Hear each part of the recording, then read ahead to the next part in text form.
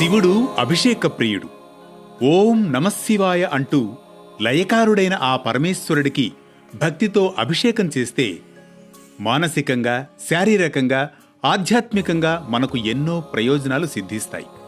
ఆ విశిష్ట ప్రయోజనాలను గురించి సమగ్రంగా తెలియజేసేదే వేటు న్యూస్ పరమార్థం.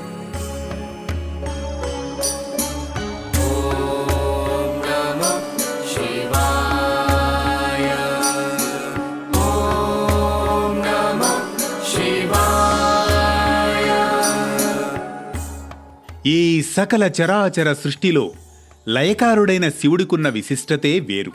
ఆయన బోళాశంకరుడు.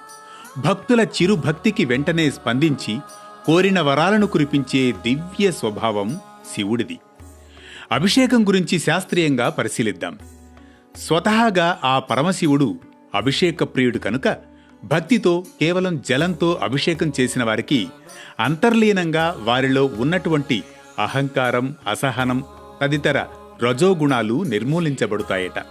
తద్వారా మానవ జీవితంలోని ఒత్తిళ్ల నుండి విముక్తి కలిగి మానసిక ప్రశాంతత, శాంతిమయ జీవనం ప్రసాదింపబడుతుందట.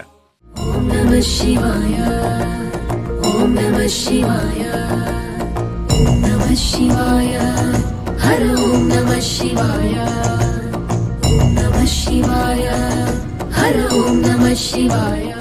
క్షీరంతో అభిషేకం చేసినట్లయితే ఆరోగ్యప్రాప్తి, దీర్ఘాయుష్షు కలుగుతాయి. ఇక మధురం అంటే తేనెతో అభిషేకం చేస్తే వారికి సంఘంలో గౌరవం, కీర్తి ప్రతిష్టలు, మధురమైన మాటలతో ఇతరులను మెప్పిస్తారని అంటారు. పంచామృతంతో అభిషేకం చేస్తే జీవితంలో అనంతమైన శుభ ఫలితాలను పొందుతారని, బెల్లం జలంతో అభిషేకం చేసిన వారు ఆర్థిక సమస్యల నుంచి బయటపడతారని, వేప పత్రాలతో అభిషేకం చేస్తే రోగ నివారణ జరుగుతుందని చెబుతారు పురాణ పండితులు.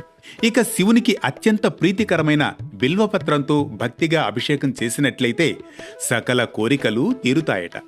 అభిషేకం చేసే సమయంలో ఉచ్చరించే మంత్రంతో చేసే జపంతో మనస్సు పరిశుద్ధి చెంది ధ్యానంలో పట్టు పెరుగుతుందని, ఓం త్రయంబకాయ నమః, ఓం మహేశ్వరాయ నమః వంటి మంత్రాలు అంతరాత్మను శాంతింపజేస్తాయని, సమస్థితి ఏర్పడుతుందని, ఓం నమఃశివాయ అనే పంచాక్షరి మంత్రంతో అభిషేకం చేసినట్లయితే మన కర్మబంధనాలు నెమ్మదిగా విచ్ఛిన్నమైపోతాయి, గత జన్మలలో చేసిన పాపాలు, దోషాలు పరిహారమవుతాయని చెబుతారు పురాణ పండితులు.